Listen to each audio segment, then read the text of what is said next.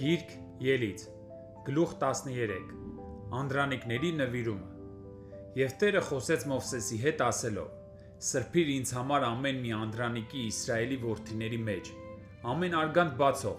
մարդ թե անասուն, իմն է։ Եվ Մովսեսն ասաց ժողովրդին. հիշեցեք այս օրը, որ Եգիպտոսից ծառայության տնից դուրս եկանք, որովհետև Տերը ձեզ այստեղից հզոր ձեռքով հանեց, եւ խմորված բան չուտվի։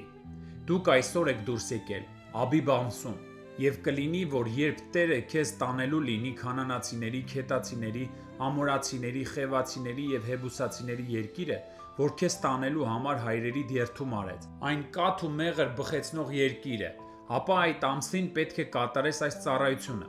7 օր բաղարջ հաց պետք է ուտես, իսկ 7-րդ օրը Տիրոջ տոնը լինի։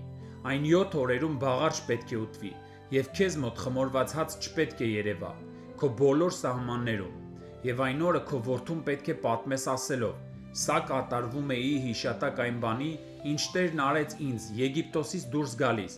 եւ սա քեզ համար նշան պետք է լինի ձեռքիդ վրա, եւ հիշատակ աչքերիդ մեջտեղում, որովհետեւ Տերը քեզ հզոր բասկով հանեց Եգիպտոսից, եւ դու այս կանոնը տարեց տարի իր ժամանակին պետք է պահես։ Եվ կլինի, որ երբ Տերը քեզ տանի քանանացիների երկիրը, ինչպես որ երդվել էր քո հայրերի, եւ այն քեզ տա, այն ամենը, որ արգանդ է բացում, զատիր Տիրոջ համար, եւ քո ունեցած անասունների բոլոր առաջնեկ արուները Տիրոջը պատկանեն,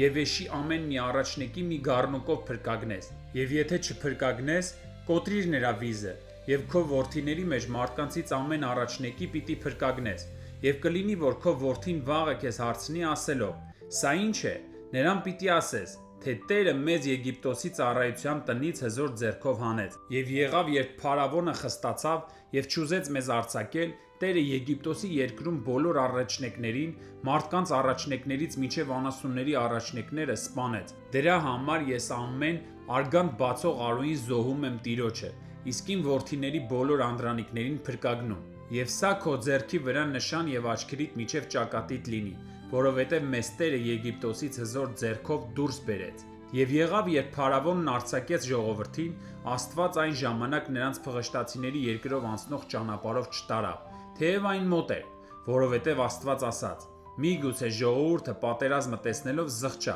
եւ ետ դառնա Եգիպտոս։ Այլ Աստված ժողովրդին Կարմիր ծովի անապատի ճանապարհով պտտեցրեց, եւ Իսրայելի որդիները գունդ կազմած դուրս եկան Եգիպտոսի երկրից։ Եվ Մովսեսը Հովսեփի ոսկորներն իր հետ վերցրեց, որովհետև Իսրայելի որդիներին հաստատ երդվեցրել էր ասելով. անպատճառ Աստված այցելելու է ձեզ, եւ իմ ոսկորներն այստեղից ձեզ հետ հանեցեք։ Սոքովթից հեռացան եւ Ոթոմում անապատի եզրին իջևանեցին, եւ Տերը գնում էր նրանց առջևից, ցերեկը ամպի սյունով նրանց ճանապարհ ցույց տալու համար, իսկ գիշերը կրակի սյունով, որ նրանց լույս տա, որ ցերեկ ու գիշեր գնան։ Ցերեկը ամպի սյունը եւ գիշերը կրակի սյունը ժողովրդի առջևից չպակասեցին։